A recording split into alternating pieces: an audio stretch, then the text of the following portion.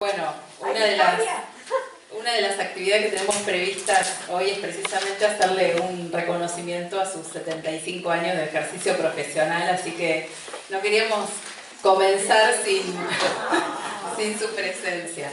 Bueno, estamos nuevamente acá reunides, gracias al esfuerzo de un montón de personas, ¿sí? Y en primer lugar agradecer, digamos, el espacio físico ADUA y el apoyo de ADUA para que esta cursada y tantas otras sean posibles, así que ahora en breve vamos a darle la palabra a Emiliano también para que pueda ser parte de este evento lanzamiento de la segundo tramo o el segundo cuatrimestre de la cursada de la Cátedra Libre de Soberanía Alimentaria, que es una de las cátedras libres que tiene la Facultad de Ciencias Médicas y que tiene que ver con una de las misiones de la universidad, que es la extensión universitaria. Así que quería aprovechar también para agradecerle especialmente a la secretaria de Extensión Universitaria, que está aquí presente, Anabela Florio, que ha sido una de las docentes de la Cátedra Libre del inicio como estudiante ya. Digo que hay que reconocer también que esta cátedra surge por el impulso de estudiantes de la licenciatura en nutrición. Tenemos allá a Pablito Rubino, hoy subsecretario también ahí en la Facultad de Ciencias Médicas. Digo que surge como un impulso estudiantil, pero en realidad estas cátedras que tienen que ver con una de las misiones de la universidad, precisamente lo que buscan es democratizar el conocimiento que salga del claustro universitario y que se ponga al servicio de la sociedad toda, ¿no?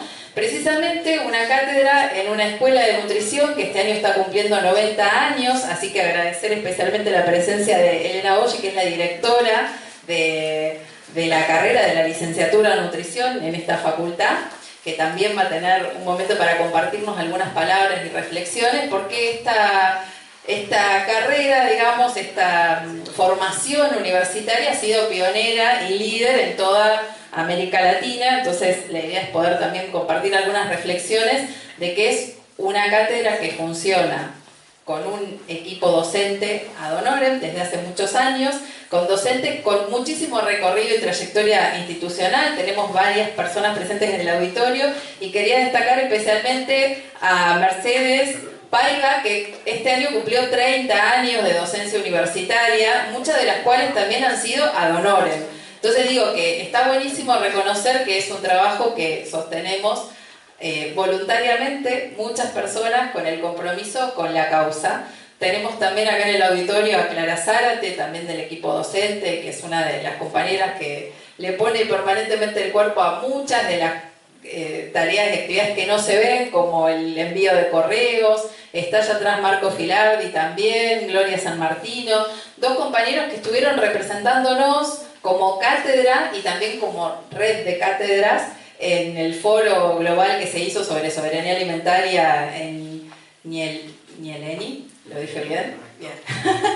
Ahora del 4 al 13 de octubre decimos que Miriam es nuestra matriarca y tenemos acá el patriarca, que es Carlos Carballo, que es quien ha coordinado la Cátedra Libre en la Facultad de Agronomía y desde los inicios ha formado parte también de nuestra cátedra. Bueno, y también es uno de nuestros representantes en la red Calizas, esta red de cátedras libres de soberanía alimentaria. Yo traje algunas reflexiones, aunque, digamos, quería solamente decir unas palabras y después por ahí poder retomarlas.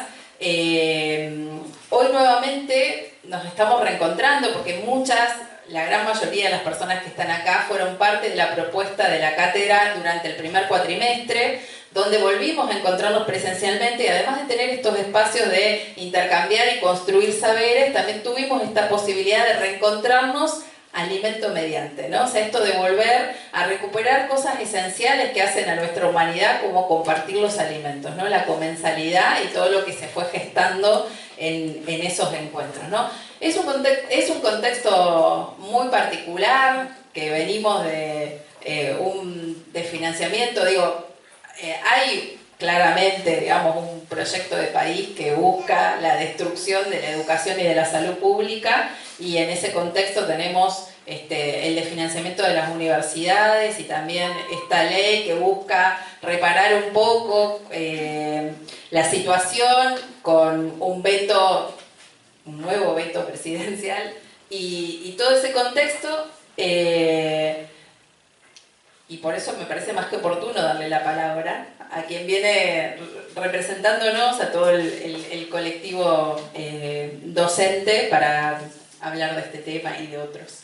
Gracias, Emiliano, por venir.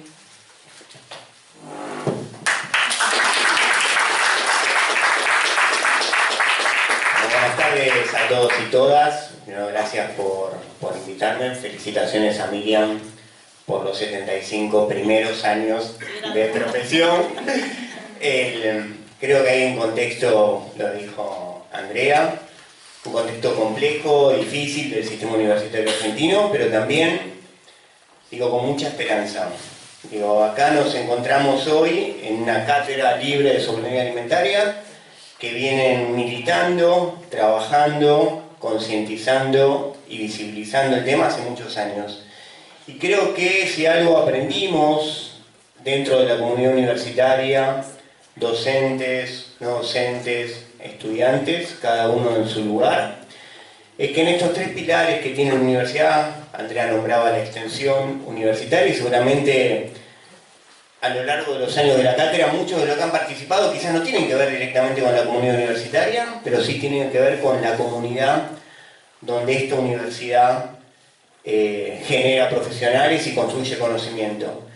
La extensión, la investigación y la docencia. Me parece que esa militancia, que en este caso ustedes encarnan a través de llevar adelante la cátedra desde hace muchos años, y cada uno de los que participa nos marca la esperanza de que hay un país que está dispuesto a defender valores, que esos valores tienen que ver con la educación pública universitaria, la salud pública. En el caso de la universidad lo hicimos en 3 veces. Fueron 2 años de mucho trabajo, 2 años seguramente con mucha militancia, con mucho compromiso social, defendiendo la universidad, que no es ni más ni menos que defender un modelo de país. Porque cuando uno piensa qué país queremos proyectar, seguramente es un país que nos incluya desde el conocimiento, un país desarrollado, un país que genere trabajo, un país que nos dé lugar. Entonces, en estos 2 años, después de 3 marchas, logramos que el Congreso, luego de ese segundo veto, que son los mismos diputados que estaban el año pasado, no es que son otros diputados. Digo, seguramente sin ese compromiso, sin esa militancia, sin ese estar presentes, y sin el miércoles pasado, seguramente si se trataba el veto y no estábamos en la calle, no sé si el resultado era el mismo. Pero como estuvimos en la calle 3 veces, no bajamos los brazos y dimos un relato, dijimos presente, y dijimos presente no a la ley de financiamiento universitario, o en todo caso sí a la ley, sí a la salud pública, pero en realidad lo que estábamos diciendo sí era presente a un modelo de país distinto. Y que ese modelo de país distinto tiene que tener a la educación y a la salud en primer lugar. Porque seguramente yo tuve la suerte de poder acceder a la universidad y por eso hoy estoy sentado acá hablando. Pero seguramente hay montones de argentinos y argentinos que no tuvieron la suerte, pero sí sueñan en que sus hijos, sus hijas puedan acceder a la universidad, sus nietos, nietas puedan acceder a la universidad, porque confían en que la universidad es ese lugar que le da la posibilidad del ascenso social. Entonces, estas instancias de encuentro que nos permiten, en este caso a través de la Cátedra Libre de Soberanía Alimentaria, que es un lugar obviamente de concientización, un lugar de militancia, un lugar de pensamiento nacional, de la construcción de ese pensamiento nacional, que a veces es tan vapuleado, pero nos permite generar ese modelo de país que le dijimos sí el miércoles pasado. Entonces creo que, y el miércoles que viene también, cuando el Senado la trate, el 2 de octubre es la fecha que están dando donde el Senado trataría el veto. Pero creo que tiene que ver eso, ¿no? Esa reflexión de pensar un modelo de país distinto, y creo que cada instancia, cada cátedra libre que tiene compromiso social, como en este caso la Cátedra de Soberanía Alimentaria. Me parece que lo que está marcando no es solo la temática que trata, sino que lo que está marcando en realidad es un modelo de país al que estamos apuntando. Y creo que viene por eso decía un poco en broma, los primeros 75 años de profesión, pero cada uno de nosotros y nosotras cuando pasamos por la universidad pública también nos generamos un compromiso que no está escrito en ningún lado, pero que debemos tener una conciencia social importante porque nosotros logramos y le pusimos nuestro mérito, ¿no? Pero si no hubiera una sociedad detrás que ha puesto un modelo de país, que ha puesto un modelo de desarrollo inclusivo, solidario, seguramente por más que yo ponga el mérito, no sería universitario. Entonces, en cada acto nuestro como profesionales tenemos que pensar que detrás de nosotros, detrás del logro personal que es ser un profesional, hay miles de argentinos y argentinos que quisieran que uno pueda hacer lo que es. Así que felicitarlos, felicitarlas, felicitar a Miriam y gracias por estar acá presente. Y esta es su casa, es la casa es un sindicato, es una casa en este caso de los docentes y las docentes de la Universidad de Buenos Aires, pero también es la casa de las causas nobles, como esta causa que es la soberanía alimentaria. Así que felicitaciones a todos y todas.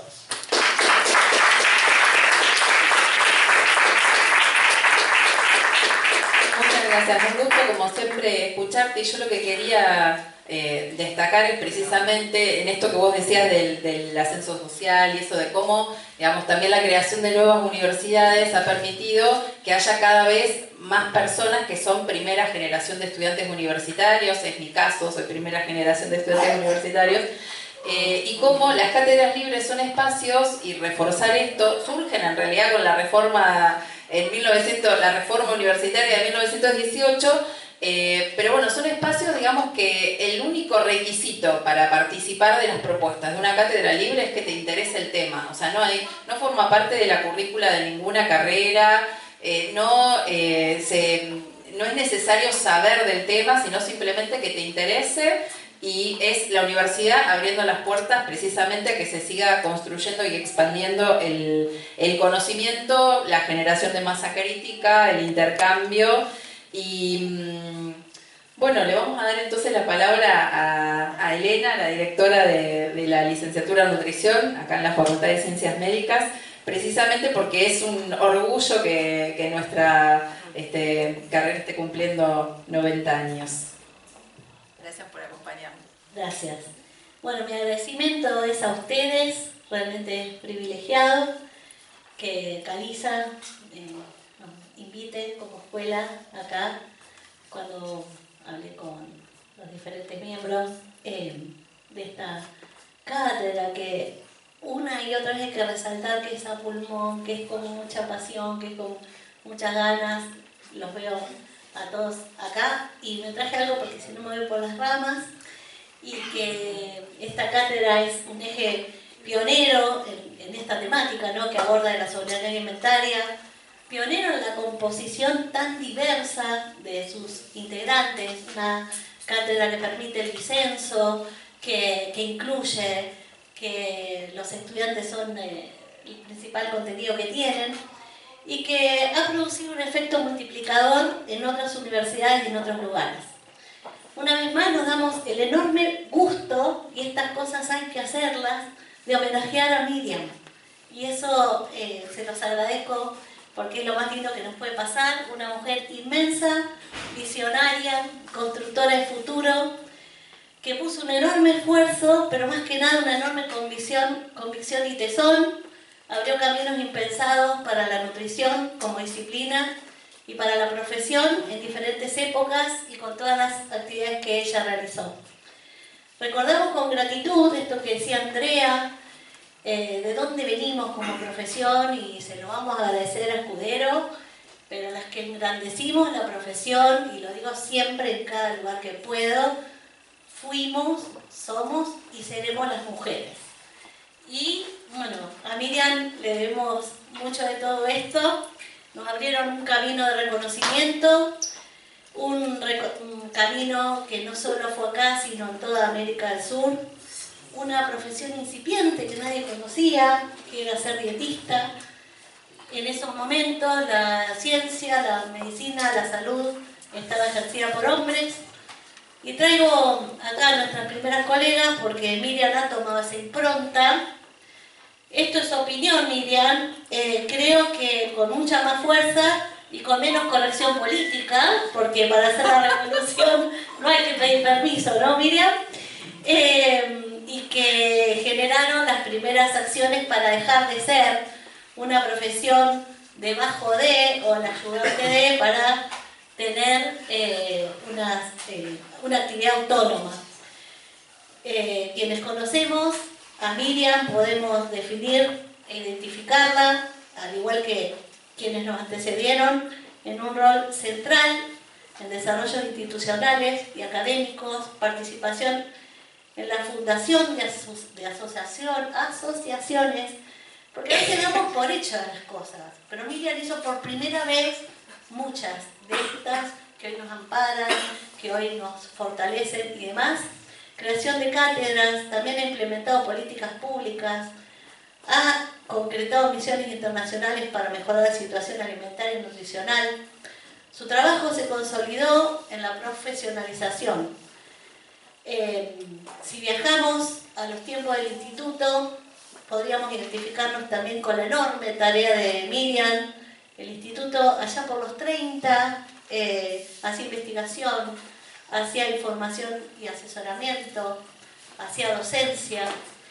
Y en nuestro caso argentino, la nutrición mostró cómo la investigación científica, la formación de profesionales y la creación de organismos especializados nos permiten abordar de forma directa los diferentes problemas que tenemos desde la nutrición. El legado de mujeres como Miriam muestra que nuestra ciencia surge de la necesidad de responder a problemas concretos del pueblo y que los logros consolidan los cimientos para enfrentar los problemas contemporáneos, la inseguridad alimentaria y la prevalencia de malnutrición, entre otras. La historia de nutrición es fundamental para comprender los desafíos actuales porque nos permite ver cómo evolucionamos.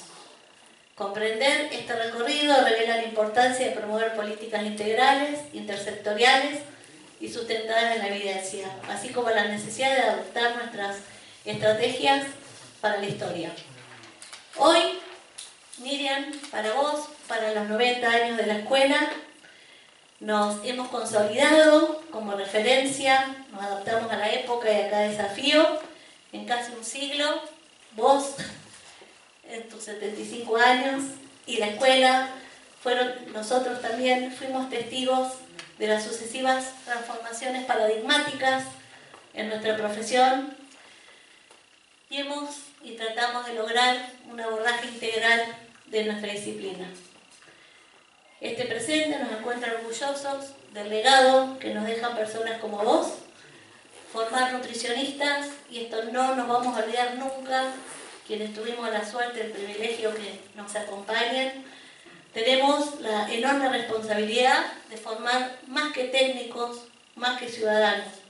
Necesitamos profesionales críticos, humanistas, capaces de comprender la dimensión cultural, económica y social de la alimentación. Implica también abrazar la interdisciplina y la rigurosidad. Miriam, sos la gran protagonista y llevamos tu bandera como lucha. Gracias.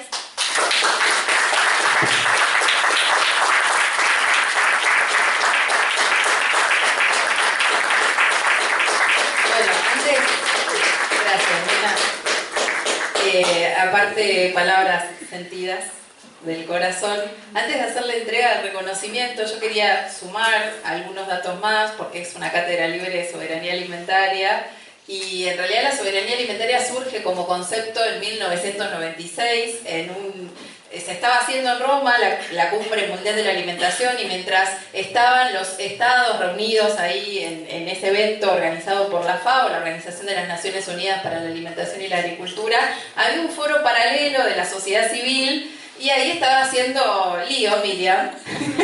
Y fue en ese foro donde la Vía Campesina, una organización internacional que nuclea al campesinado global, a los pastores tradicionales, pescadores y demás, la Vía Campesina propone, mientras los estados discutían sobre la seguridad alimentaria como concepto, la Vía Campesina propone soberanía alimentaria como un concepto superador, ¿no? O sea, surge como un concepto que pone el foco en el derecho que tenemos como pueblos a incidir en la producción, la comercialización, el consumo de alimentos, o sea que la alimentación es un derecho, político, claro, pero que tiene que estar garantizado, digamos, no solamente es sacar el hambre, sino que, digamos, acá hay un rol central puesto en las personas, en los grupos de personas, en los colectivos sociales, y en realidad esto devino en un paradigma. Nosotros trabajamos con ese paradigma, pero bueno, Miriam en el 96 conoce de qué se trata la soberanía alimentaria, levanta la bandera y ya el año siguiente estaba organizando y participando de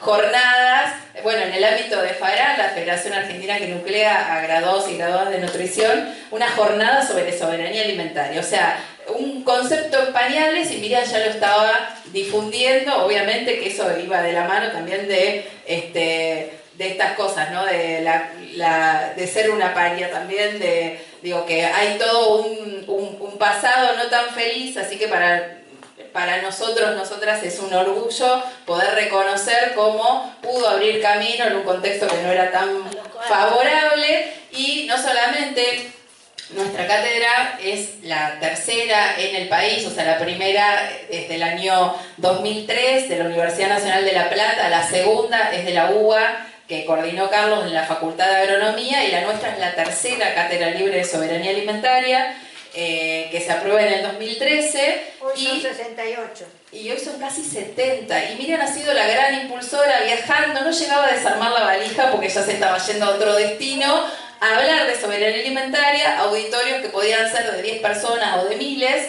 Miriam iba a donde le invitaban, y Miriam fue la gran impulsora de lo que hoy es la Red Calizas, que como bien decía, son casi 70 espacios, 50 que dependen de universidades públicas nacionales y otros colectivos afines con distintos perfiles y demás. Así que bueno, me parece que es momento ya de hacer la entrega de este nuevo reconocimiento. ¿Cuánto van ya?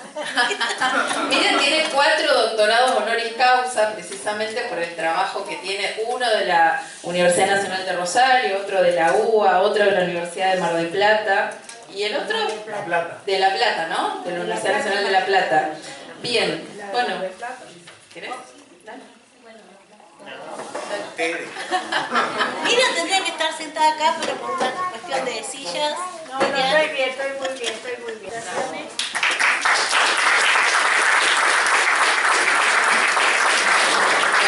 Miriam es nuestra coordinadora histórica de la Cátedra Libre. Digo que hace unos años con Pablito estuvimos en La Haya y hablamos de nuestra cátedra libre. Y nadie entendía nada. ¿Cómo es eso que un país pobre como el nuestro tenía acceso gratuito a la universidad? Un descubrimiento para el resto del mundo, que no sabían qué era esto de la cátedra libre. Y esto de la cátedra libre precisamente es la apertura democrática de la universidad. Esto es una conquista de más de un siglo, del 18. Ya se planteó esto, la apertura democrática a toda la sociedad de la universidad. Y realmente es un privilegio. Yo también soy de la primera generación de universitarios de la familia, con abuelos inmigrantes. Cuando yo le decía a mi abuelo, contame de tu patria, y él me contestó, patria es la que te da de comer y la que te educa. No me olvido jamás de esas palabras, la que te da de comer y la que te educa.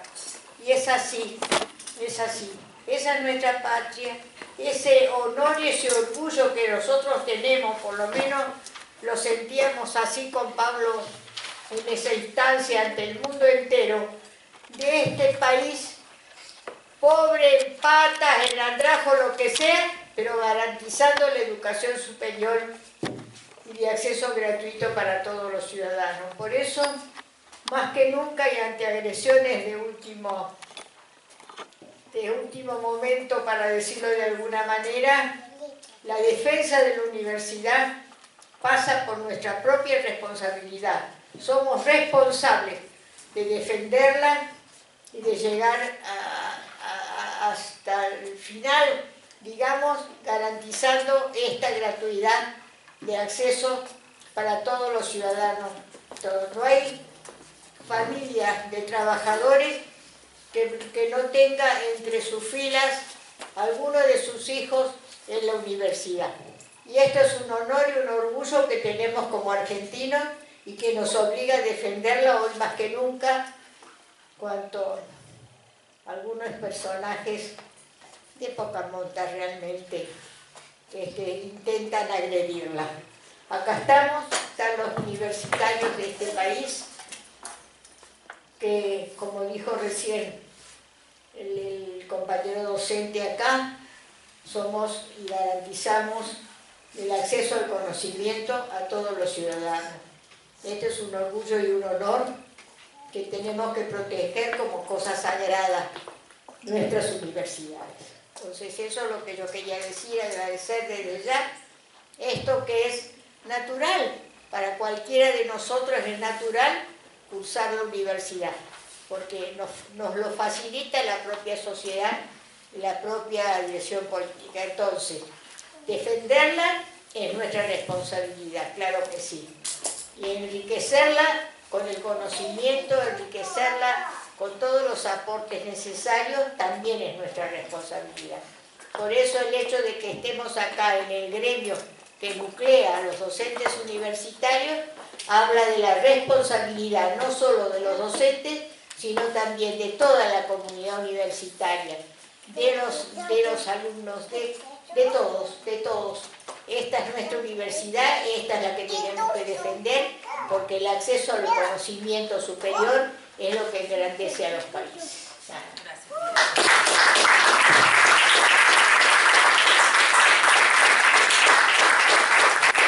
Otro honoris causa, tengo 4, este sí.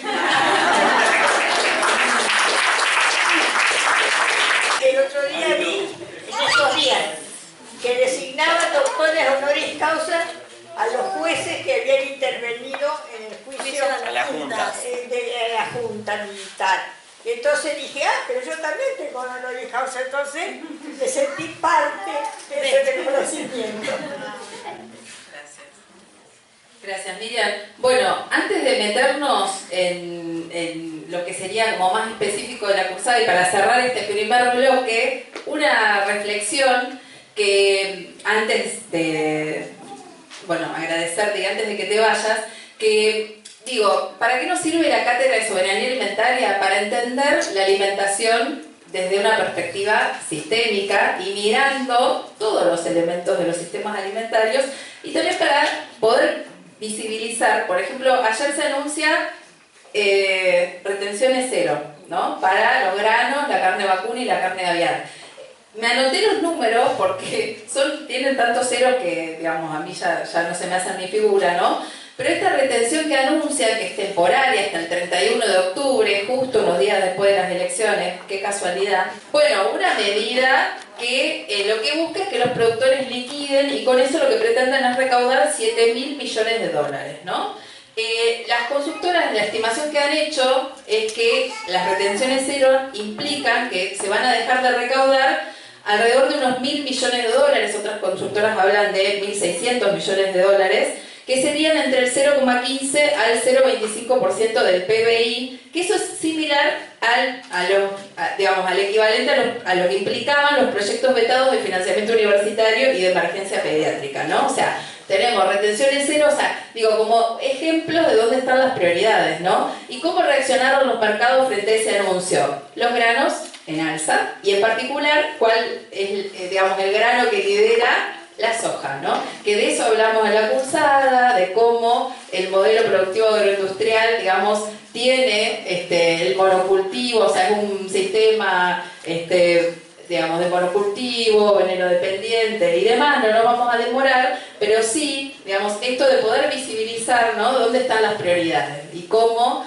en un contexto donde no hay plata, ¿no?, para, por ejemplo, el financiamiento de las universidades y poder empezar a recuperar parte de lo perdido, se toman estas medidas electoralistas que buscan también, en realidad, captar dólares para mantener digamos, los valores dentro de una... Bueno, el especialista en crecimiento económico con y sin dinero resulta que gasta millones de un préstamo internacional para sostener el dólar dentro de una banda. En fin, no nos vamos a explayar, pero muchas gracias por su presencia, Emi, Elena, gracias Miriam por tanto. Y ahora, no sé, si quieren nos metemos ya en la cursada. Una cuestión, agrego con lo que está diciendo, ya que se metió en números, para que tengamos una idea todos y todas las que estamos acá. El presupuesto de la Universidad de Buenos Aires, en dólares, durante el 2024 fue 398 millones de dólares. Pensemos, solo este quita de retenciones de 2 meses le va a significar al país casi 4 años de funcionamiento completo de la Universidad de Buenos Aires. Entonces, cuando nos dicen que no hay plata, en realidad lo que nos está diciendo es que no hay plata para lo nacional, para lo popular, para proyectar el país hacia adelante. Y eso es lo que está en discusión acá. Lo que pasa es que discuten sobre números y no sobre el modelo de país. Por eso, como dijo Miriam, es responsabilidad de cada uno y cada una de nosotros que las discusiones las demos con la altura que tenemos que tener y no nos dejemos enredar con los discursos sobre los números, sino que nuestra responsabilidad es defender qué modelo de país queremos. Por eso es necesario sostener este modelo de universidad. Gracias a todos y todas. Felicitaciones, Miriam. Arcando Carlos. Mamani Malcueri. Asistencia perfecta. Veloso Ledo Rocío. Y mira, se paró y todo. Mirá qué nivel. Bravo. Rivera Ibáñez Lady. Otra, asistencia perfecta. Lieti Laura. Asistencia perfecta. Gracias. Otro aplauso. Jungblum, no sé si se pronuncia así, ¿sí? Florencia.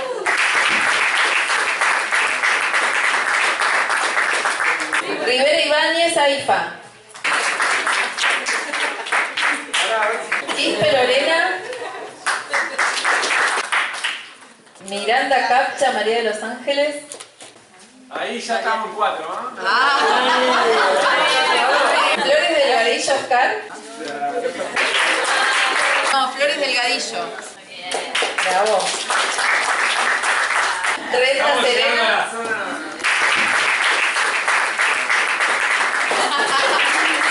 Marcelo. Bravo.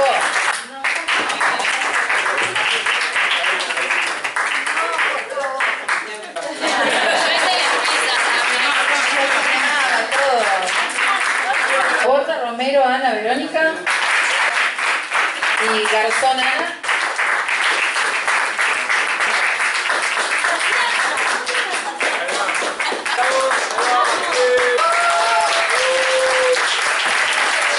Y de hecho también ahora ya se fue.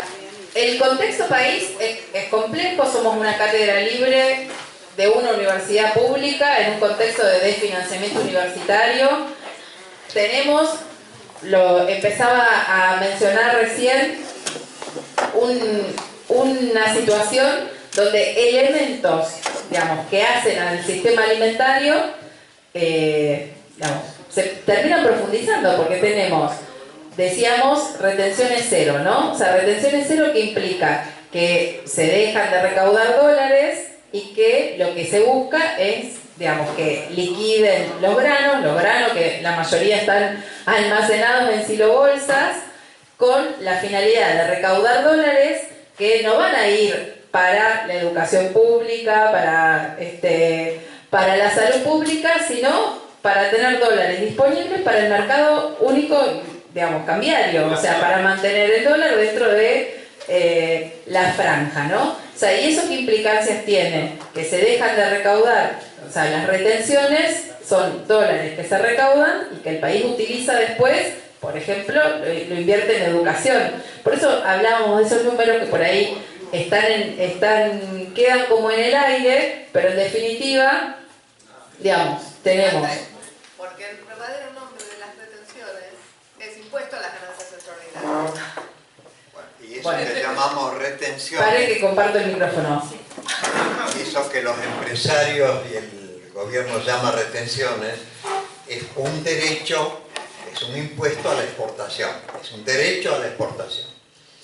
Y en este caso, siguiendo con lo que decía Mercedes, el grueso de nuestras exportaciones giran alrededor de algunos granos, unos pocos granos, sobre todo maíz y soja, que son granos que se terminaron de cosechar en otoño. Los productores pequeños y medianos, endeudados, los tuvieron que vender. Los que tienen los granos de esos productores son las empresas exportadoras. Entonces, los que van a hacer negocio son las grandes empresas exportadoras, transnacionales en muchos casos, y los grandes productores que tuvieron espalda para aguantar especulando con este tipo de situación. Todo el chiquitaje que produjo maíz y soja, que ya lo vendió hace 2 o 3 meses, de esto lo único que ve son los impuestos que va a tener que pagar. Y me parece que pensando en el viaje de nuestro presidente de Estados Unidos y la situación que se da, hoy recordábamos acá, hay un recuerdo merecido a un premio Nobel de la Paz, Rigoberta Menchú, indígena guatemalteca, que cuando le entregaron el premio Nobel de la Paz hubo todo un discurso de quienes le entregaban el reconocimiento y le preguntaban a ella como representante de los pueblos originarios qué ayudas, qué manos necesitaban. Y el discurso de Rigoberta Menchú fue: no necesitamos que nos den la mano, no necesitamos más manos, sino que nos saquen las manos de encima.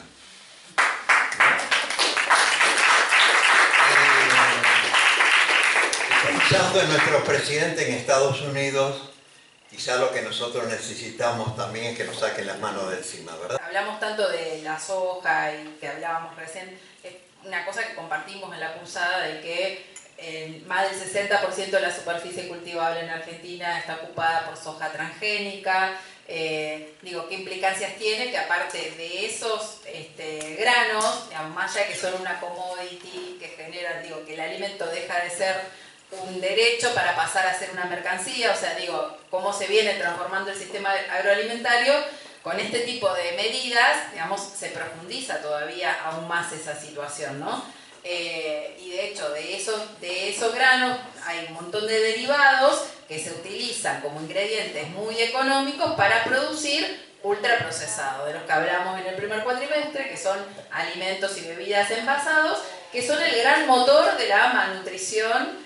Y de hecho tenemos muchísimas encuestas poblacionales que caracterizan cuál es la situación alimentaria y nutricional en nuestro país, y lo que tenemos es que en estos últimos años, o sea, tenemos encuestas que se han venido haciendo periódicamente y, por ejemplo, correspondía ya que hubiera una nueva edición, las últimas encuestas que hemos compartido en el primer cuatrimestre algunos datos.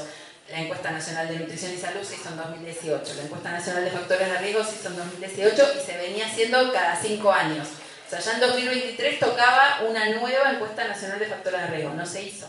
No se hizo en 2024, no se hizo en 2025, digo, que hay un montón de eso es el Estado invirtiendo en hacer un relevamiento para conocer y medir cómo van, o sea, eso es parte de lo que se llama un sistema de vigilancia epidemiológica, o sea, es conocer cuáles son los indicadores, permite tomar decisiones para políticas públicas. Entonces, si no sabemos cómo se vienen modificando esos indicadores, también es difícil, si estamos a ciegas, ver si es mejor avanzar o profundizar este tipo de medidas o tomar otras. Entonces también, al no saber cómo se vienen actualizando esos indicadores, también estamos, digamos, como peor posicionados para eso. Y tenemos un contexto también de un montón de políticas públicas que se han eliminado, que se han, digamos, que programas que se han achicado. No sé, Merce, si vos querés tomar un poquito algo de esto, que también, o sea, la alimentación es un derecho que en nuestro país tiene rango constitucional, y sin embargo tenemos un montón de decisiones políticas que lo que hacen, en vez de permitir que ese derecho sea plenamente ejercido, lo que hacen es dejar cada vez más a las personas a intentar alimentarse por su cuenta sin un Estado presente que permita que ese derecho pueda ser garantizado. Bueno, antes de pasarle a Mercedes, a ver, nosotros somos uno de los países con mayor superficie en el mundo, ¿verdad? Somos el 8º en superficie. Somos un país poco poblado, ¿sí? Y aparte de poco poblado, el 92% de la población vive en ciudades y un poquitito en el campo, un país cada vez más vacío y más vaciado. No nos faltan alimentos, quizás nos falten algunos, y hay estudios que demuestran cómo nuestra población no está incorporando los vegetales y las frutas que tendría que incorporar de acuerdo a las recomendaciones de todos los organismos internacionales que de alguna forma se están presentes al respecto. Y nos faltan conocimientos,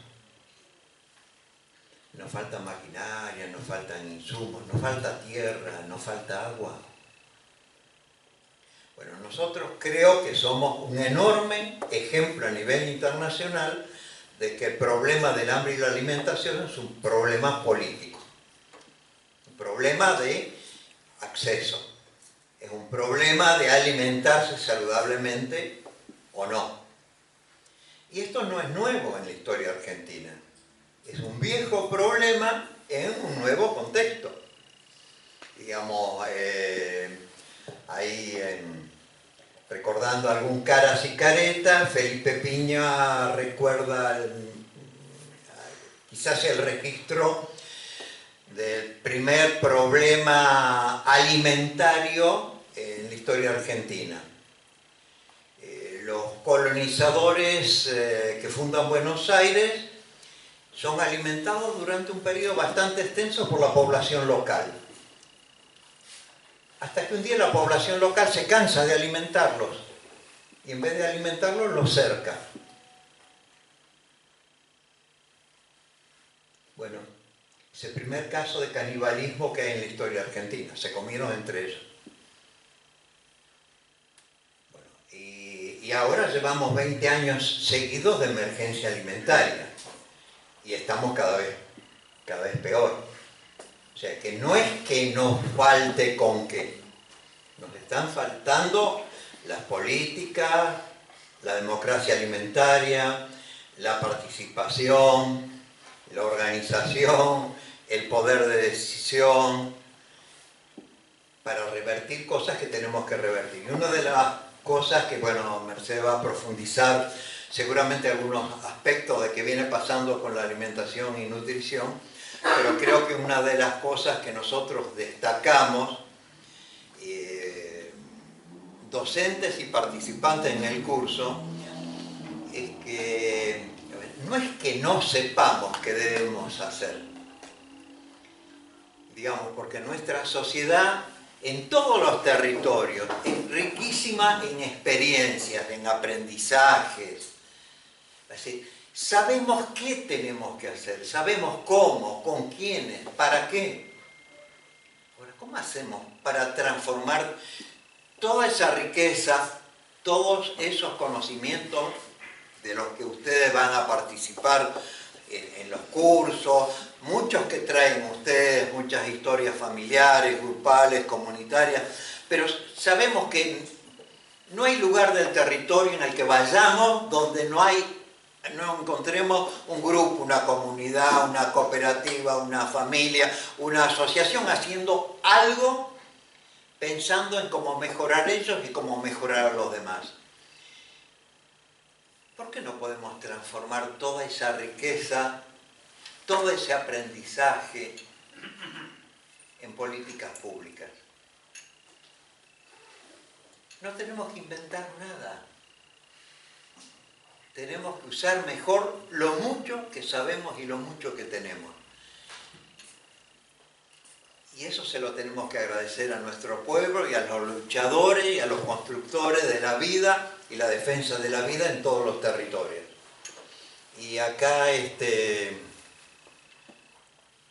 salón engalanado con mujeres e historias me parece que ayuda a que hagamos un reconocimiento especial a las mujeres en la lucha por la soberanía alimentaria.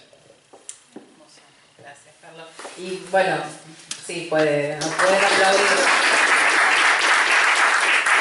Te escucho hablar de las mujeres, digo, y el rol, ¿no?, en los sistemas alimentarios, y recuerdo las palabras cuando, bueno, nuestra profesión, el rol que han tenido las mujeres, que lo traía Elena, así que está buenísimo reforzado.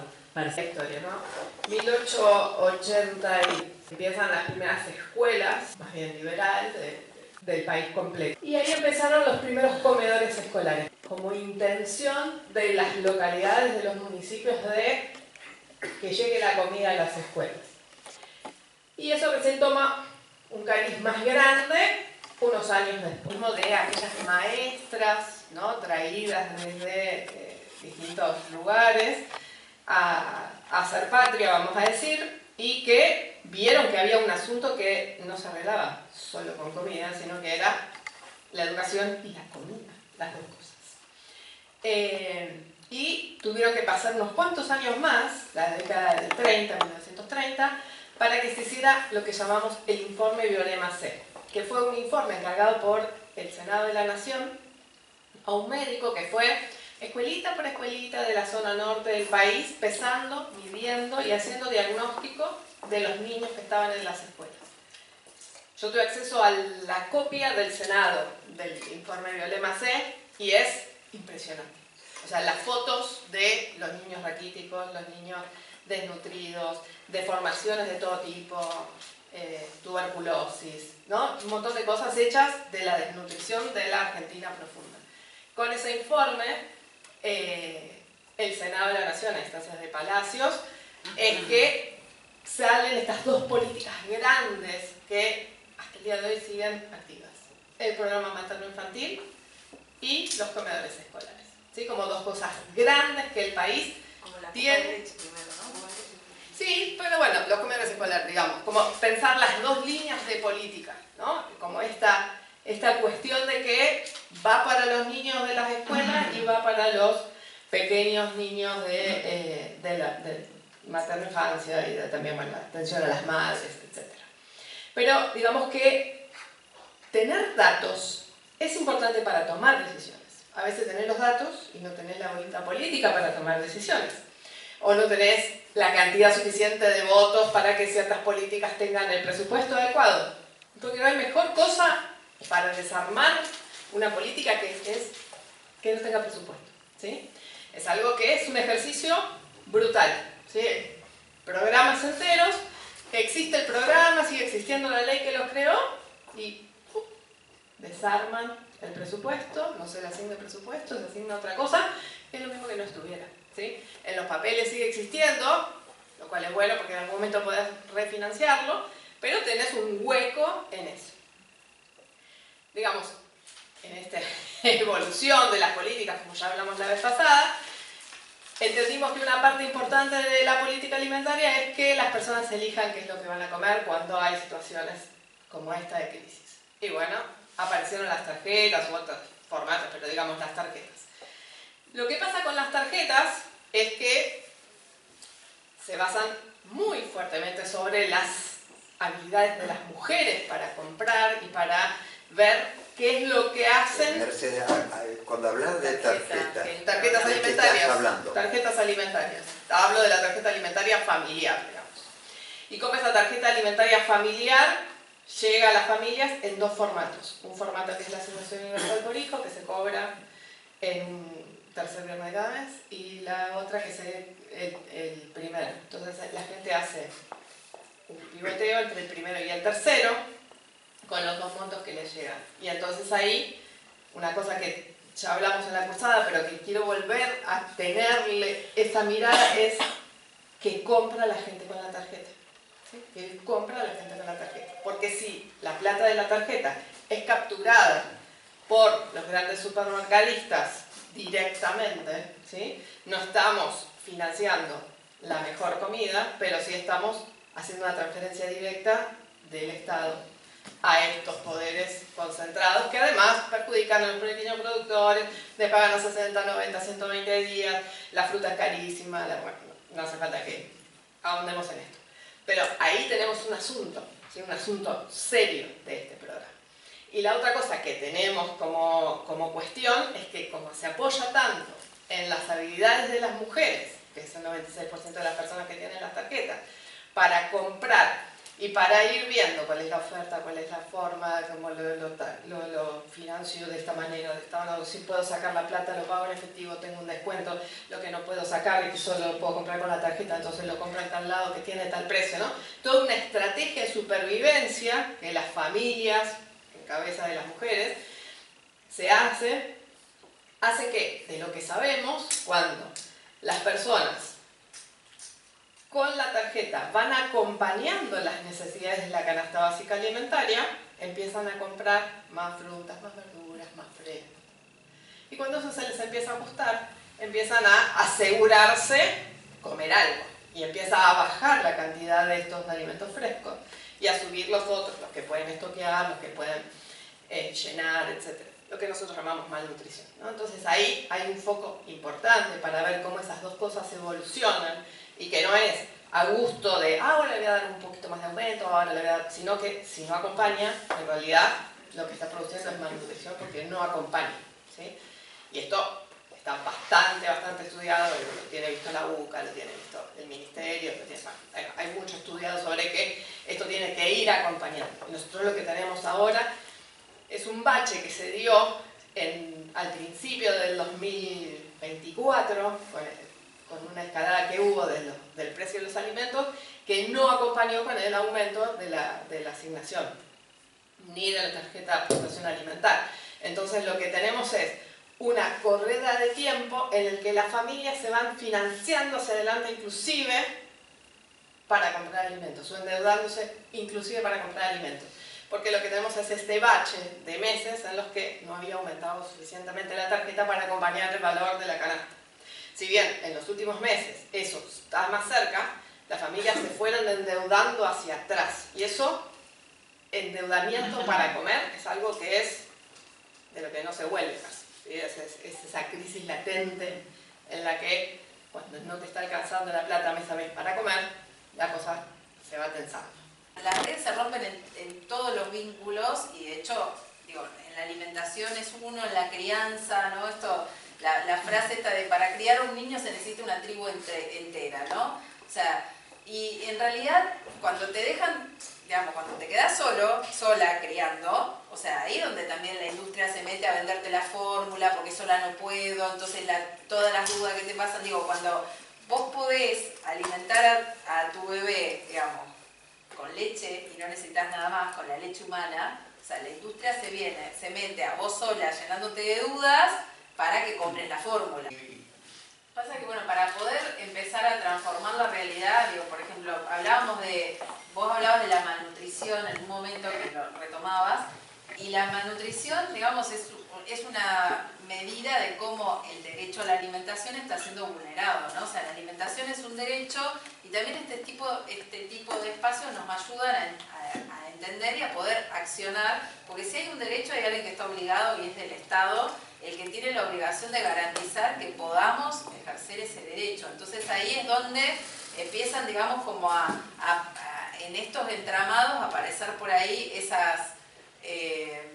me iba a salir una metáfora no tan agradable de la luz, digo, pero como a poder visualizar cuáles son por ahí las salidas posibles.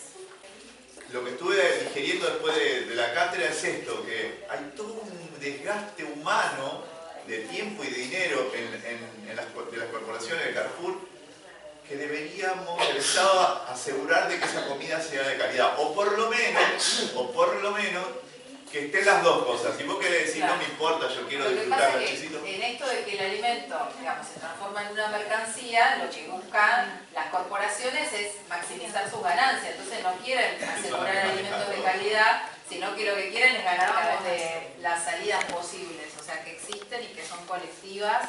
Y de hecho hay un montón de espacios donde estamos pudiendo, digamos, construir y profundizar este tipo de redes, ¿no? De hecho, lo que sucede en la huerta, el colectivo reciclador, hay un montón de experiencias a lo largo y ancho de todo el país, por suerte.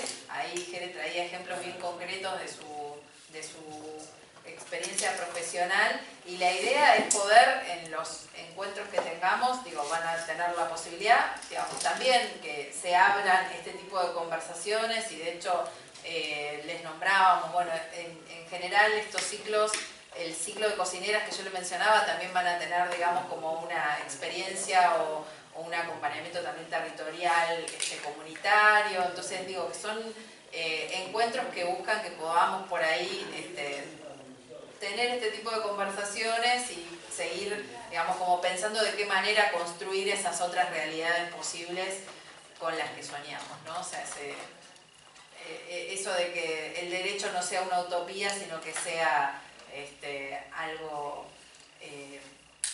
que podamos ejercer todas y cada una de las personas, ¿no? No, está hecha.